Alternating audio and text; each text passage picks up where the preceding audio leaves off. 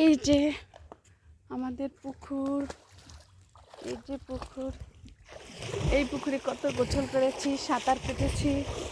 পুকুর আমাদের এখন স্মৃতি, অনেক দিন পরে বেড়াতে আসলে ভাল লাগে। এই যে আমাদের ছোটোকালের পুকুর, ছোটোকালে গোসল করেছি আমরা সবাই, নিজেরা ভাই বোন, চাচাতো ভাই বোন সবাই, পাড়া প্রতিবেশী সবাই আমাদের পুকুরে গোসল করতে আসে। এই গোসল করিস? পড়ে যাস না আবার? আমি একটু পা ধোবো, পা গরম হয়ে গেছে। ও মা গো মা, আমি পড়ে যাচ্ছিলাম।